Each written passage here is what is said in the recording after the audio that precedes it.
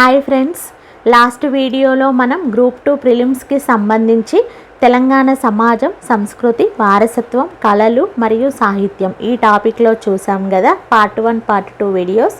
మరి మీలో ఎవరైనా ఈ 2 వీడియోస్ మిస్ అయినట్లయితే వాటి లింక్స్ నేను డిస్క్రిప్షన్ బాక్స్లో పెట్టాను కాబట్టి ఒకసారి ఓపెన్ చేసి చూడండి. దాని కంటిన్యూషన్ వీడియోనే ఈరోజు పార్ట్ 3 ఉంటుంది. ఓకేనా?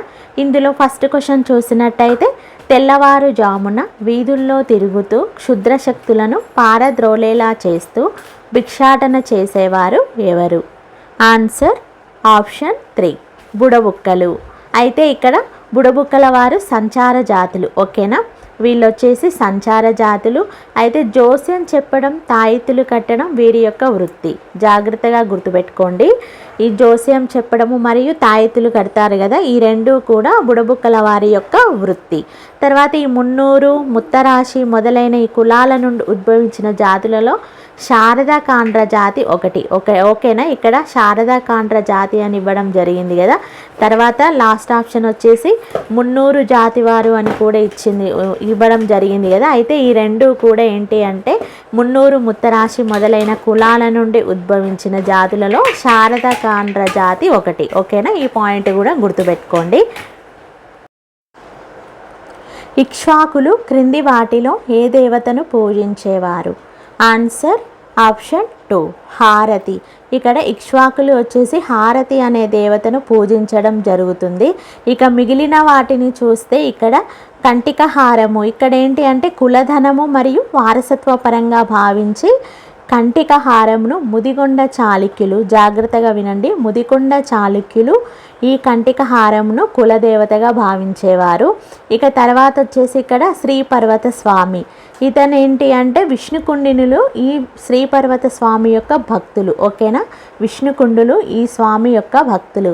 ఇక లాస్ట్ వన్ గ్రామదేవత ఉంది కదా. ఇక్కడ ఈ గ్రామదేవత వచ్చేసి కాకతీయుల కాలం ఉంది కదండి.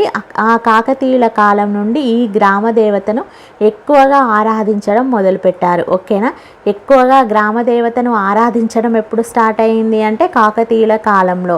ఎవరు అంటే మరి గ్రామదేవతని. ఓకేనా? అయితే ఇక్కడ మనల్ని క్వశ్చన్లో అడిగింది ఏంటి? ఇక్ష్వాకులు కదా.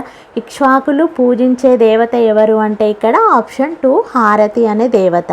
అయితే వీరి కాలంలోనే అంటే ఈ ఇక్ష్వాకుల కాలంలోనే వీరగల్ అనే సాంప్రదాయం కూడా స్టార్ట్ అయింది. ఈ పాయింట్ కూడా జాగ్రత్తగా గుర్తుపెట్టుకోండి. ఎందుకంటే మనకి గ్రూప్ 2 ప్రిలిమ్స్లో వస్తే ఓకే ఇంతవరకు, కానీ మెయిన్స్లో వస్తే మాత్రం ఖచ్చితంగా మనం డిస్క్రిప్షన్ రాయాల్సి ఉంటుంది కాబట్టి జాగ్రత్తగా గుర్తుపెట్టుకోండి. ఇక్ష్వాకుల కాలంలోనే ఈ వీరగల్ అనే సాంప్రదాయం స్టార్ట్ అయింది. అయితే వీరి కాలంలోనే మేనత్త కుమార్తెలను కూడా వివాహం చేసుకునే సాంప్రదాయం వచ్చేసి స్టార్ట్ అవ్వడం జరిగింది. ఓకేనా? ఇప్పుడు మేనత్త కుమార్తెలను వివాహం ఆడే సాంప్రదాయం ఉంది కదండి, ఇది కూడా ఎప్పుడు అంటే ఈ ఇక్ష్వాకుల కాలంలోనే స్టార్ట్ అయింది. ఈ 2 పాయింట్స్ కూడా జాగ్రత్తగా గుర్తుపెట్టుకోండి. క్రింది వాటిలో సరైన వాక్యాలను గుర్తించండి. ఆన్సర్ ఆప్షన్ 2 ఏ మరియు డి. ఈ 2 ఆప్షన్స్ ఒకసారి చూసినట్టయితే ఫస్ట్ వన్ వచ్చేసి ఏ, పేరిణి శివతాండవం వీరనాట్య శైలికి చెందింది. అయితే ఈ నృత్యాన్ని ప్రదర్శించే వ్యక్తి వీరావేశంతో ప్రదర్శిస్తారు. ఇక్కడ ఏమని ఇచ్చారు? పేరిణి శివతాండవం అనేది వీరనాట్య శైలికి చెందింది. ఓకేనా? అయితే ఈ నృత్యం అయితే ఎవరు ప్రదర్శిస్తారో వారు వీరావేశం అంటే ఎక్కువ ఆవేశంతో ప్రదర్శిస్తారు. ఓకేనా? ఇది కరెక్ట్ సెంటెన్స్. దేనికి సంబంధించింది? ఇది పేరిణి శివతాండంకి సంబంధించిన సెంటెన్స్ ఇవ్వడం జరిగింది ఇక్కడ. జాగ్రత్తగా వినండి. ఇక లాస్ట్ వన్ డి చూసినట్టయితే, పేరిణి నృత్య వర్ణనలు పాల్కురికి సోమనాథుడి పండితారాధ్య చరిత్రలో కనిపిస్తాయి. ఇవి ఎవరి చరిత్రలో కనిపిస్తాయి అంటే పేరిణి నృత్య వర్ణనలు వచ్చేసి పాల్కురికి సోమనాథుడి పండితారాధ్య చరిత్రలో. ఓకేనా? ఈ 2 సెంటెన్స్ కూడా సరైన వాక్యాలే కాబట్టి ఇక్కడ మనల్ని క్వశ్చన్లో అడిగింది కూడా అదే కాబట్టి ఆన్సర్ ఏంటి? ఆప్షన్ 2 ఏ మరియు డి. మరి మిగిలిన రాంగ్ సెంటెన్స్ ఉన్నాయి కదా, బి మరియు సి. ఇది ఒకసారి చూసినట్టయితే బి వచ్చేసి ఈ నృత్యంలో అంటే పేరిణి శివతాండవంలో వచ్చేసి అంటే శాతవాహనుల కాలంలో ప్రసిద్ధి చెందిన వ్యక్తి మాచల్ దేవి అని ఇక్కడ ఇవ్వడం జరిగింది. ఓకేనా, అంటే పేరిణి శివతాండవంలో శాతవాహనుల కాలంలో ప్రసిద్ధి చెందిన వ్యక్తి ఎవరు అంటే మాచల్దేవి. కానీ ఇక్కడ రాంగ్ ఏముంది అంటే శాతవాహనులు కాదండి, ఇక్కడ కాకతీయుల కాలంలో. ఓకేనా, జాగ్రత్తగా గుర్తుపెట్టుకోండి. ఈ పేరిణి శివతాండవం నృత్యం ఉంది కదా, ఈ నృత్యంలో కాకతీయుల కాలంలో ప్రసిద్ధి పొందిన వ్యక్తి వచ్చేసి మాచల్దేవి.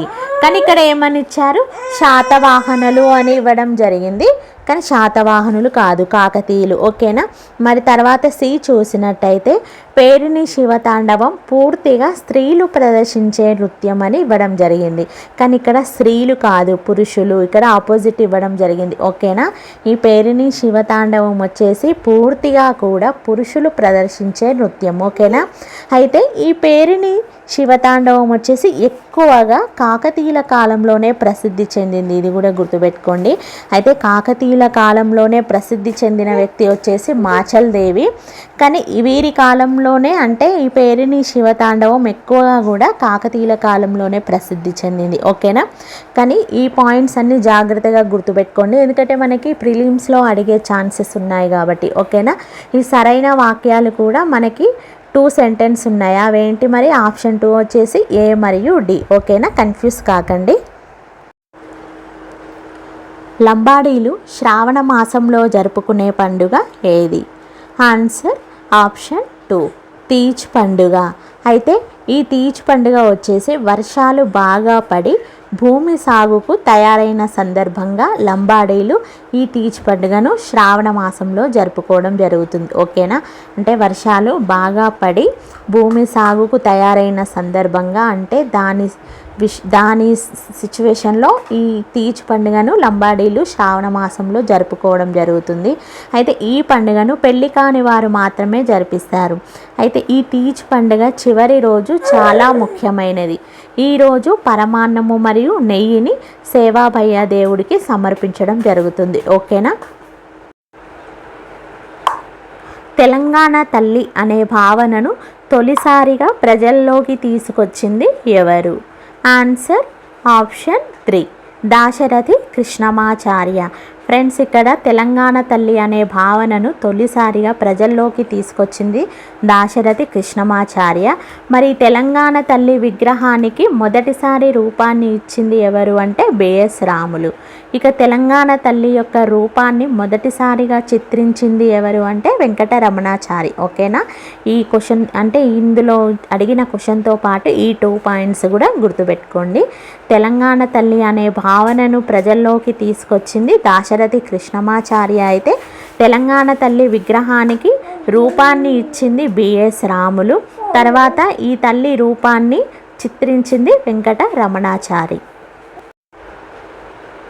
క్రింది వాటిని జతపరచండి. ఫ్రెండ్స్, ఇక్కడ నినాదాలు మరియు వ్యక్తులు ఈ 2 కూడా ఇవ్వడం జరిగింది. మరి వీటికి కరెక్ట్ ఆన్సర్ చూసినట్టయితే ఆప్షన్ 2. అవేంటో ఒకసారి చూసేద్దాం. ఓకేనా, ఫస్ట్ వన్ వచ్చేసి బానిసత్వం కన్నా మరణం మిన్న. ఈ నినాదం ఇచ్చింది ఎవరు అంటే ఆన్సర్ ఏంటి బి కేవి రంగారెడ్డి. తర్వాత సెకండ్ వన్ మా నిజాం జన్మజన్మల బూజు. దీనికి ఆన్సర్ వచ్చేసి ఆప్షన్ ఏ దాశరథి కృష్ణమాచార్యులు. ఇక థర్డ్ వన్ వచ్చేసి పుట్టుక నీది చావు నీది బతుకంతా దేశానిది. దీనికి ఆన్సర్ ఏంటి మరి సి కాళోజీ నారాయణరావు. ఇక లాస్ట్ వన్ వచ్చేసి పగలేయి నిజాం కోట ఎగరేయి ఎర్రబావుట. ఈ నినాదాన్ని ఇచ్చింది ఎవరు అంటే answer D Rentala Gopalakrishna. So వీటికి ఫైనల్గా ఆన్సర్ ఏంటి అంటే option 2. Land of temples in Telangana అని దేనికి పేరు? Answer option 3 Alampur. ఈ అలంపూర్ జోగులాంబ గద్వాల జిల్లాలో ఒక పట్టణం. ఈ పట్టణం నవబ్రహ్మ దేవాలయాలకు నిలయం. అంటే శివునికి అంకితం చేయబడిన 9 దేవాలయాల సమూహం. ఓకేనా, శివునికి అంకితం చేయబడిన 9 దేవాలయాల సమూహం. దేవాలయాలు 7వ శతాబ్దం అంటే ఈ దేవాలయాలు ఉన్నాయి కదా, ఈ 9 దేవాలయాలు వచ్చేసి 7వ శతాబ్దం మరియు 8వ శతాబ్దంలో నిర్మించబడ్డాయి. అలంపూర్ పట్టణాన్ని బాదామి చాళుక్యులు పాలించడం జరిగింది. ఓకేనా, ఈ అలంపూర్ పట్టణాన్ని బాదామి చాళుక్యులు పాలించారు. అయితే ఇక్కడ చెప్పాను కదా ఇంతకుముందు, శివునికి అంకితం చేయబడిన 9 దేవాలయాల సమూహం. అంటే ఇక్కడ ఈ దేవాలయాలు ఎక్కువగా ఉండడం వల్ల నవబ్రహ్మ దేవాలయాలకు నిలయం కాబట్టి ఇక్కడ ఈ పట్టణాన్ని అంటే అలంపూర్ పట్టణాన్ని land of temples in Telangana అని పిలుస్తారు. ఓకేనా. తెలంగాణ రాష్ట్రంలో దేవదాసి వ్యవస్థపై అధ్యయనం చేసింది ఎవరు? ఆన్సర్ ఆప్షన్ 4 పైవన్నీ. ఒకసారి పైనున్న ఆప్షన్స్ చూసినట్టయితే ఫస్ట్ వన్ నారాయణ స్వామి, సెకండ్ వన్ గడియారం రామకృష్ణ, థర్డ్ వన్ కళాకృష్ణ. ఈ ముగ్గురు కూడా తెలంగాణ రాష్ట్రంలో ఉన్న దేవదాసి వ్యవస్థపై అధ్యయనం చేశారు. ఓకేనా. కవి మరియు హిందూ కవులచే మలికిభా రాముడుగా కీర్తించబడిన కుతుబ్ షాహీల వ్యక్తి ఎవరు? Answer option 4 Ibrahim Qutub Shah. ఇతను వచ్చేసి కవి మరియు హిందూ కవులచే మలికిభా రాముడుగా కీర్తించబడిన వ్యక్తి. అయితే ఈ కుతుబ్ షాహీలు పర్షియా నుండి భారతదేశానికి వలస వచ్చిన షియా మతస్థులు. ఓకేనా. మరి ఈరోజు గ్రూప్ 2 ప్రిలిమ్స్కి సంబంధించి పార్ట్ 3 వీడియోలో 10 ఇంపార్టెంట్ క్వశ్చన్స్ చూశారు కదా. మరి మీలో ఎవరైనా ఇంతకుముందు పార్ట్ 1 పార్ట్ 2 ఈ రెండు కూడా మిస్ అయినట్లయితే మొదట్లో చెప్పినట్టుగా వాటి లింక్స్ అన్నీ కూడా నేను డిస్క్రిప్షన్ బాక్స్లో పెట్టాను కాబట్టి ఒకసారి ఓపెన్ చేసి చూడండి. ఓకేనా. మరి నెక్స్ట్ వీడియోలో మరిన్ని క్వశ్చన్స్తో కలుద్దాం.